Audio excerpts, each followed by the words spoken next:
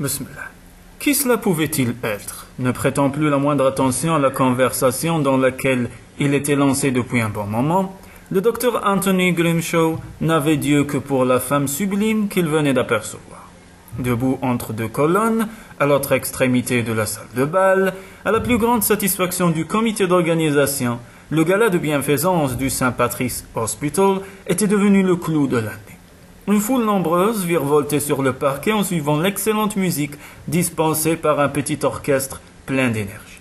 Malgré la présence de tous ces danseurs qui lui masquaient l'horizon, Tony tenta d'apercevoir encore la belle inconnue avant de se tourner vers son interlocuteur. L'homme, plus âgé que lui, était aussi l'un de ses éminents collègues, John Clifford, un cardiologue spécialisé en pédiatrie. Au fait, je crois avoir vu une photo de toi dans l'un de ces magazines qui colportent des ragots sur les célébrités, dit ce dernier. Tu étais avec la fille de Morrison? J'ai oublié son prénom. Miranda, précisa Tony, l'esprit ailleurs. Ah oui, c'est ça. Comme je le disais, le fait que le père de Gilbert siège au conseil d'administration perdrait de son importance si toi-même tu avais pour futur beau-père un homme qui détient un pouvoir équivalent, voire même plus grand, et donc capable d'appuyer ta candidature au poste de chef de service. Comment? Demanda Tony, s'intéressant de nouveau à la conversation. De quoi parlez-vous, John? De toi et de Miranda. Il n'y a rien entre Miranda et moi, mais nous nous sommes rencontrés dans un gala de bienfaisance, un peu comme celui-ci, sauf qu'il ne s'agissait pas d'un bal costumé, ajouta-t-il en jetant un regard amusé à son compagnon. Les rondeurs, le regard vif et l'épaisse chevelure blanche du docteur Clifford le rendaient très sympathique, aux yeux de ses petits patients qui tous l'adoraient. Ce soir, le vieux cardiologue avait revêtu une longue robe royale et 500 francs d'une couronne pour suivre le thème imposé aux invités du bal masqué, le Moyen-Âge. Cette tenue vous va à merveille, John. Vous êtes majestueux. Pour en revenir à Miranda, oui, c'est vrai, nous sommes sortis plusieurs fois ensemble, mais cela n'ira pas plus loin. Pourquoi pas? Qui sait? Cette jeune femme est très belle et fortunée. De plus, elle doit faire partie de toutes ces femmes qui te trouvent irrésistible. Franchement, si j'avais ton âge, je... Tony lui lança un regard qui empêcha le vieux médecin de se livrer à des commentaires qui auraient pu paraître déplacés si les deux hommes ne se connaissaient pas si bien. Et cela depuis des années. Âgé d'une 60aine d'années, John Clifford était un ami de la famille. Il avait été le mentor de Tony lorsque celui-ci avait intégré le personnel du St. Patrick's en tant qu'interne en chirurgie des années auparavant. Ne croyez-vous pas que cela pourrait paraître choquant que je sorte avec la fille du président du conseil d'administration de l'hôpital, au moment même où je pose ma candidature au poste tant convoité de chef du service de chirurgie cardiaque? John poussa un soupir de regret. C'est justement le fait que tu sois jeune et célibataire qui joue contre toi, Tony. Les décideurs te voient comme quelqu'un qui risque, dans les années à venir, de se laisser distraire dans son travail par le souci de se trouver une femme et de fonder une famille. Ils craignent que cela ne compromette ton aptitude à diriger le service en te fixant d'autres priorités dans la vie. Je peux tous les rassurer, John. Avec un peu de chance, Miranda aura dit à son père qu'elle avait rompu avec moi parce qu'elle n'avait aucune envie d'entrer en compétition avec mon travail. Elle a compris que j'étais beaucoup plus intéressé par la recherche médicale que par les histoires de cœur. Je ne comprends pas, Tony. Cette jeune femme semblait parfaite. Voulez-vous que je vous confie un secret, John? De quoi s'agit-il? Tony se pencha vers lui pour chuchoter. Eh bien, il se trouve que la perfection peut être parfois très très ennuyeuse. Alors qu'il se redressait, il chercha de nouveau du regard la silhouette gracieuse qui tout à l'heure, entre les colonnes, avait attiré son attention.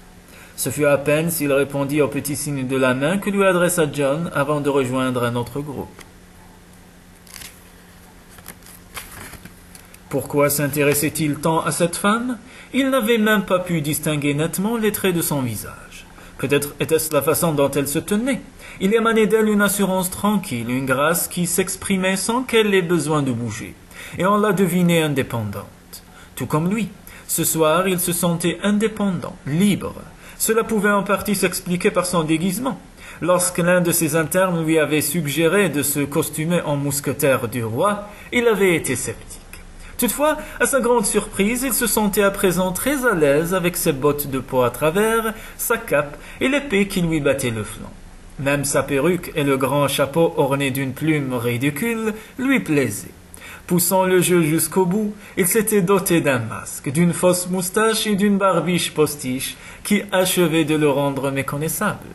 Grâce à ce déguisement, il aurait pu se fondre dans cette foule bigarrée sans que personne ne l'identifie. D'ailleurs, il aurait eu lui-même du mal à reconnaître une bonne moitié des invités. Comme cette femme apparut entre les deux colonnes. Une princesse vêtue d'une longue robe sombre, portant dans ses cheveux de jais des bijoux étincelants. Il jeta un regard amusé sur les danseurs dont beaucoup, tout comme lui, avaient pris des libertés avec le thème imposé de la soirée. Les costumes étaient des plus variés, des chevaliers et des voleurs de grands chemins, des rois, des reines, des vikings, des moines et des bouffons, des croisés et des pirates, plusieurs enchanteurs, Merlin, une foule de paysans. Et oui, elle avait réapparu. Maintenant, elle tournoyait dans les bras d'un Robin des Bois avec la grâce et la souplesse d'une feuille se balançant dans le vent. Il y avait sûrement un endroit d'où l'on pouvait avoir un meilleur point de vue sur la piste de danse, se dit Tony, agacé de n'apercevoir la jeune femme que par intermittence. La meilleure place était sans doute celle où elle s'était tenue, entre les colonnes. D'un pas décidé, il fendit la foule pour se rendre à l'autre bout de la salle de bal, à l'endroit même où il avait vu pour la première fois la mystérieuse inconnue. Qui cela pouvait-il être? Il se tenait à la place qu'elle venait de quitter, appuyée avec nonchalance contre l'une des colonnes. Est-ce qu'il la regardait? Difficile à dire, avec le masque qui lui dissimulait à demi le visage. Mais cela n'avait guère d'importance, car elle avait l'impression qu'il la regardait, et elle trouvait cela très excitant.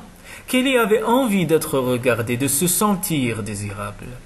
Il était grand et mince, il portait un costume qui convenait parfaitement pour une aventure romantique, et c'était justement ce dont rêvait Kelly.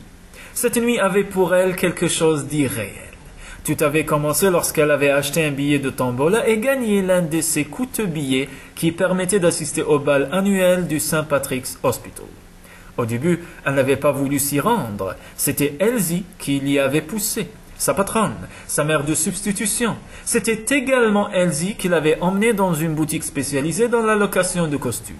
C'était elle encore qui lui avait proposé de jouer la babysitter pour Flipper, et qui lui avait rappelé combien elle adorait danser. « Je danse tous les jours », avait-elle répondu à Elsie. Flipper ne vit que pour sa musique, mais ce n'est pas la même chose que de valser dans les bras d'un bel inconnu, non? Je ne tiens pas à m'encombrer d'un homme. C'est sa dernière chose dont j'ai envie en ce moment. Elle avait dit cela d'un ton convaincu et sincère. Elle cherchait une excuse valable pour ne pas se rendre au bal, quand soudain, elle avait vu la robe dans le magasin.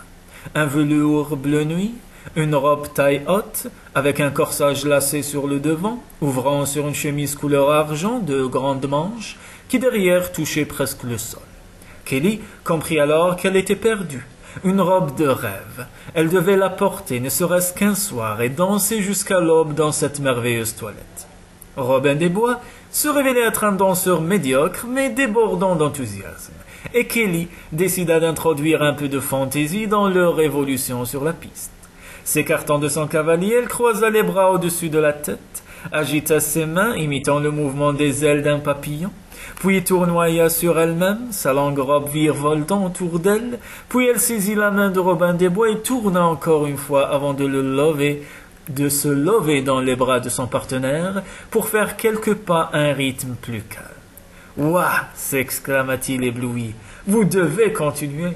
Kelly s'exécuta, gardant la main de son cavalier dans la sienne. Elle tourna sur elle-même avant de revenir s'appuyer contre l'épaule de son compagnon. Juste devant elle, dans son champ de vision, il y avait les deux colonnes. Elle s'imagina alors que l'inconnu la regardait et qu'il la désirait. Soudain, elle souhaita que cette danse se prolonge indéfiniment. Le pauvre Robin des Bois n'était qu'un simple accessoire. Elle dansait pour lui, pour l'inconnu qui se cachait dans l'ombre. Pourquoi lui? C'était cette façon qu'il avait de se tenir là, entre ces deux colonnes. Peut-être la regardait-il, peut-être la trouvait-il attirante, mais surtout, il donnait à Kelly l'occasion de libérer en elle quelque chose qu'elle avait négligé depuis trop longtemps, sa sensualité. Danser aurait pu suffire à la satisfaire si elle avait eu pour partenaire un homme capable de la laisser s'exprimer complètement. Elle trouvait très excitant de danser pour séduire un inconnu. Dans cette robe, elle se trouvait belle et ce savoir regarder la confortait dans cette idée. La séduire sans le toucher, sans même paraître l'avoir remarqué. Ensuite, elle pourrait se fondre dans la foule et disparaître tout simplement, tandis qu'il se demanderait qui elle était. Un sourire se dessina sur ses lèvres. Cette soirée avait quelque chose de magique, un vrai conte de fées. « Ouah !» s'écria Robin des Bois lorsque l'orchestre se tut enfin. « Vous êtes étonnante. Comment vous appelez-vous » Kelly se mit à rire. « Cendrillon. »« Très bien. Puis-je vous offrir une coupe de champagne, Sandy ?»« Non, merci. » répliqua une voix masculine. Ils se retournèrent tous les deux et Kelly sentit des picotements tout le long de son dos. Comment avait-il pu traverser la salle si rapidement? Il avait dû guetter le moment propice pour la rejoindre. À présent, le beau mousquetaire portait la main à la hauteur de sa poitrine et, s'inclinant profondément devant elle, la salua avec grâce avant de lui tendre la main. « Maintenant, dit-il, c'est à moi de vous faire danser, je crois. » Robin des Bois lui lança un regard torve. « Et j'allais justement. » Il se tut, gêné par la façon dont l'homme le fixait. En temps normal, Kelly aurait fui en voyant l'arrogance dont faisait preuve le bel inconnu. Mais ce soir, tout était différent. Elle vivait un conte de fées et il voulait danser avec elle. Sans même oser lever les yeux vers lui, elle posa sa main dans la sienne. Lorsqu'elle mit sa main dans la sienne, Tony éprouva une sensation étrange, quelque chose qu'il n'avait encore jamais ressenti en touchant une autre personne. Heureusement qu'elle avait eu ce geste, pensa-t-il, sinon il aurait été tenté de tenir à Robin des Bois des propos qu'il aurait sûrement regrettés ensuite. Rien ni personne ne l'empêcherait de faire connaissance avec cette femme. Il resserra ses doigts autour de la petite main fine qu'elle lui avait abandonnée. Que lui arrivait-il? Les Grimshaw savaient toujours se tenir en public et respecter les règles de la bienséance. Il lança un regard suspicieux vers la jeune femme qui le jetait dans un tel trouble. Elle gardait les yeux baissés, affichant un air innocent qui contrastait avec la danse endiablée à laquelle elle s'était livrée 2 minutes plus tôt. Robin des Bois murmura quelques mots inaudibles avant de disparaître dans la foule. À cet instant seulement, la princesse leva les yeux vers Tony, qui eut aussitôt conscience de 2 choses. La première, c'était qu'ils savaient l'un et l'autre que leur attitude envers le malheureux Robin des Bois était incroyablement grossière, mais inévitable. La seconde, c'était que ce qui se passait là entre eux n'était qu'un jeu, quelque chose d'aussi irréel que cette fête médiévale. Il avait pris conscience d'autre chose encore, si de loin il avait été subjugué par le charme qui se dégageait de cette jeune femme. Maintenant qu'il la voyait de près, il se rendait compte qu'il avait devant lui l'incarnation même de la beauté féminine dans toute sa perfection. Des yeux d'un bleu profond, un teint clair dont la pâleur était accentuée par l'opulente perruque noire, dont les boucles retombaient en cascade jusqu'à la taille. La jeune femme avait laissé libre cette chevelure sombre, ceinte seulement d'un diadème de pierres précieuses noires taillées en forme de larmes. « Très jolie !» murmura Tony en touchant l'une des boucles soyeuses. « On croirait presque que ce sont vos vrais cheveux. »« N'est-ce pas ?» dit la jeune femme en esquissant un petit sourire. Tony fut saisi soudain du désir irrésistible de l'embrasser. Ici, maintenant, au milieu de la salle de bal où les couples s'étaient remis à danser sur un rythme un peu plus vif, cette fois tout comme les battements de son cœur. « Voulez-vous m'accorder cette danse ?» demanda-t-il en s'inclinant devant elle. « Autant jouer la comédie jusqu'au bout, pensa-t-il, parce que ce soir, rien ne semblait réel. « Avec plaisir, répondit la jeune femme, tandis qu'un sourire espiègle se dessinait sur ses lèvres. Mais, je me demande si c'est bien prudent de danser avec vous. Oh, tout à fait imprudent, eut-il envie de répliquer, mais il haussa simplement les sourcils, l'air interrogateur. Votre épée. Oh, pardon. D'un geste nonchalant, il défit la grosse boucle en argent de son ceinturon et ôta celui-ci avec l'intention de poser quelque part cet encombrant accessoire ainsi que son grand chapeau à plumes. À cet instant, il croisa le regard de la belle inconnue et comprit qu'elle avait suivi le mouvement de ses mains. Il eut le souffle coupé, comme s'il souffrait brusquement d'un manque d'oxygène. Oui, elle le désirait, autant qu'il la désirait. À présent, il était au bord de la suffocation. Et s'il quittait tout simplement cette salle de bal pour emmener sa belle dans un endroit plus discret? Non, il n'était plus un adolescent impulsif et inexpérimenté. La vie lui avait appris qu'il fallait savoir faire preuve de patience afin de savourer son plaisir le plus longtemps possible. Il l'amena jusqu'au bord de la piste où il se débarrassa de son épée et de son chapeau. Puis, enlaçant la jeune femme, il l'entraîna dans une danse langoureuse. « Ai-je bien entendu, s'enquit-il, vous vous appelez Sandy ?» Elle sia. Seigneur, même la façon dont elle battait des paupières avait quelque chose d'érotique. « Oui, dit-elle d'une voix douce. Sandy comment? Cela a-t-il vraiment de l'importance? Peut-être. » Elle le suivait sans peine, légère comme une plume entre ses bras. Il avait l'impression qu'il ne faisait qu'un, elle et lui. Mon Dieu, si elle se comportait ainsi sur une piste de danse, qu'est-ce que cela devait être dans un lit? « Ryan, dit-elle enfin, je m'appelle Sandy Ryan. Et vous travaillez à l'hôpital, Sandy Ryan? Oui. Où? Dans quel service? Un peu partout. Elle sourit de nouveau. Je fais un peu de tout. Ah, elle devait être l'une de ces infirmières qui venaient en renfort là où on avait besoin d'elle. Voilà pourquoi il ne l'avait pas identifiée. Il ne l'avait pas vue assez longtemps au même poste pour pouvoir la reconnaître. Pourtant, quelque chose lui disait qu'il lui aurait suffi de la croiser une seule fois pour se souvenir de son visage.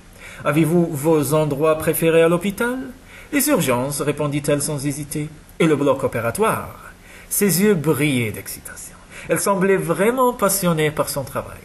« Le genre de fille que j'aime, dit Tony, en la serrant étroitement contre lui, et ce sont aussi mes endroits préférés.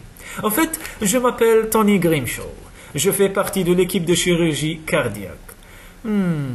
Pourrions-nous cesser de parler, Tony Grimshaw, et danser? » Pour toute réponse, Tony la fit tournoyer devant lui, puis il la rattrapa et esquissa un pas de côté pour permettre à sa cavalière de passer sous son épaule en ondulant avec grâce le bras tendu. Elle se mit à rire et il lut dans son regard combien elle était heureuse et impressionnée. Elle voulait davantage.